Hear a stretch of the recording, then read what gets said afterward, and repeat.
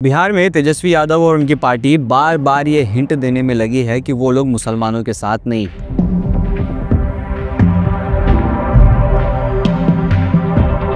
अभी हाल ही में फारबिसगंज के जो इनके प्रत्याशी हैं आरजेडी के, उनका बयान सामने आया है। जब इंटरव्यू में उनसे पूछा गया तो वो सीना ठोक के ये बात कह रहे हैं कि वो मीट एक्सपोर्ट कंपनी पर बैन लगाएंगे। आपको हम बता देते हैं, हमारी सरकार बनती है बिहार में और हम यहाँ के जनप्रतिनिधि आपको आज विश्वास दिलाते हैं मांस फैक्ट्री बंद होगा।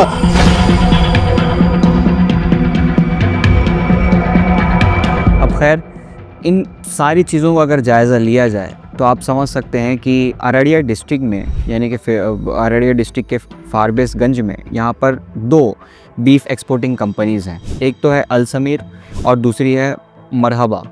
इन दोनों कंपनीज़ के जो ओनर्स हैं, एक के मोहम्मद समीर हैं और दूसरे के कैसर हुसैन नाम के व्यक्ति हैं। ये कंपनीज़ वैसे तो यूपी में रजिस्टर्ड हैं, मगर दिल्ली और यहाँ बिहार में ऑपरेट हो रही हैं।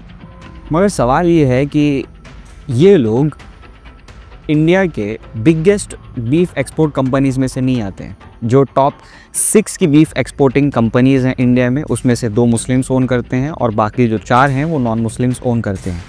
और काफ़ी बड़ी रकम इन लोगों की गल्फ़ कंट्री में बीफ एक्सपोर्ट करने से हासिल होती है।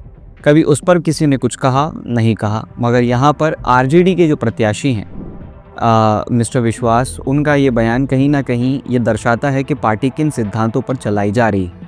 अवाम का कहना है कि ये आरएसएस के छुपे हुए, यानी कि पोशीदा जो चेहरा है आरजेडी का, वो बाहर लाता है।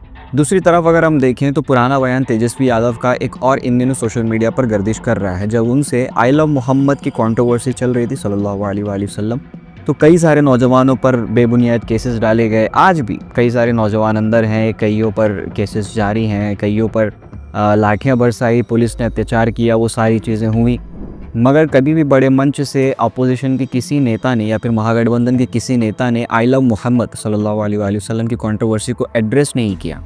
तो ये जो डर है अब दिल में, तेजस्वी यादव से जब ये सवाल पूछा गया था तो वो कह रहे थे कि मैं बिहार इलेक्शन में बिजी हूँ। वो एक पर्टिकुलर टुकड़ा है छोटा सा जो सोशल मीडिया पर वायरल हो रहा है। आई लव मोहम्मद का सर विवाद छिड़ा हुआ है पूरे देश में सर। आई लव मोहम्मद का उस पे आपका क्या सर? मेरा ध्यान बिहार में भी, मेरा ध्यान बिहार में भी, मेरा ध्यान बिहार में भी। ये चीज़ें क्या दर्शाती हैं? ये चीज़ें यही दर्शाती हैं कि ये लोग डरते हैं। ये लोग 2 मेजर चीज़ों से डरते हैं। पहली चीज़ तो ये कि अगर किसी बड़े स्टेज से ये लोग मुस्लिम शब्द का या फिर मुस्लिम शब्द के साथ इंसाफ का शब्द जोड़ देंगे तो इनके बाकी वोट बैंक पर असर पड़ेगा। और दूसरी सबसे बड़ी चीज़ ये है कि ये लोग मुसलमानों से हमदर्दी जताना ही नहीं चाहते हैं।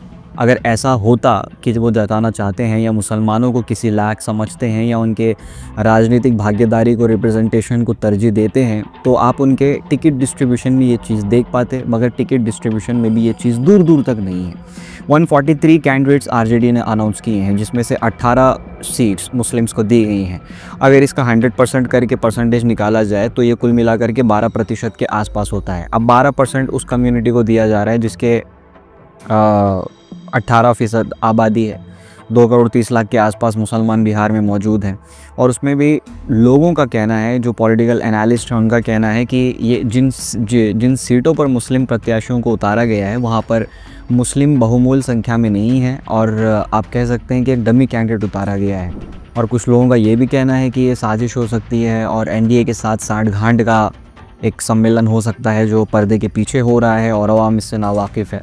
ये कुछ पॉइंट्स हैं, ये कुछ चीज़ें हैं जिन पर अगर गौर की जाए तो थोड़ा थोड़ा नज़र आता है कि आरजेडी हो या महागठबंधन हो या सो कॉल्ड सेक्युलर पार्टीज़ जो मुसलमानों से हमदर्दी जताना चाहती हैं, वो असल में मुसलमानों की कितनी हमदर्द है उनके एक्शंस से, उनके बयानों से, उनके जुमलों से और उनकी कारकिर्दगी से साफ साफ पता चल जाता है।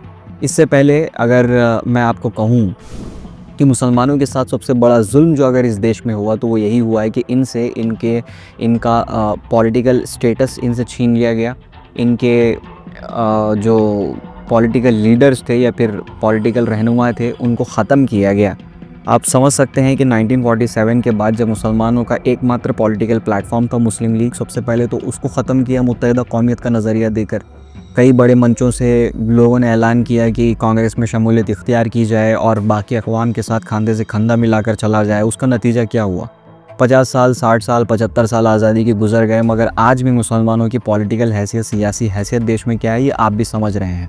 आइंदा बार अगर कोई आपसे अगर आप एक मुसलमान मतदाता हैं, आपसे आकर हमदर्दी जताने की कोशिश करे तो समझ लीजिए वो आपको महज एक हिंसा मानता है एक पर्टिकुलर नंबर तक पहुँचने के लिए, जहाँ पर आने के बाद उसे सत्ता हासिल हो जाएगी और वो आपसे हाथ धो देगा। उसके अलावा कुछ नहीं होने वाला है। एक ये चीज़ हो सकती है कि जो नया इनकलाब बर्पा हो रहा है, दूसरी तरफ लोग MIM को जो तरजीह दे रहे हैं और जो लोग MIM के समर्थन में हैं उनका ये कहना है कि कम से कम असदुद्दीन ओवैसी किसी बड़े प्लेटफॉर्म पे मुसलमानों के लिए आवाज़ तो उठाता है, मुसलमान शब्द के साथ इंसाफ का शब्द जोड़ने की हैसियत रखता है, ताकत रखता है। हो सकता है कि मैं ये नहीं कह रहा कि ये बिल्कुल पूरा का पूरा अधिकार आप है कि आप कौन से पॉलिटिकल प्लेटफॉर्म का चुनाव अपने लिए करते हैं, कौन से कैंडिडेट का चुनाव आपके लिए करते हैं। पूरी तरह से ये फैसले का इख्तियार आपके हाथ में भी होना चाहिए। मैं बस ये कह रहा हूँ कि पिछले तमाम तर हालात को आप देखिए, सो कॉल्ड सेक्युलर पार्टीज़ जो आपसे हमदर्दी जता रही हैं, कभी उनकी आंखों में झांक कर देखिए तो आपको पता चलेगा कि ये आपसे हमदर्दी नहीं रखते हैं। इनके लिए आप महज एक हिंसे की मानिंद हैं जो कुछ हासिल करने के लिए चाहिए जब तक चाहिए, और जब वो चीज़ मिल जाए तो आप कोई मायने नहीं रखते। फैसला तब भी आती है हाथ में।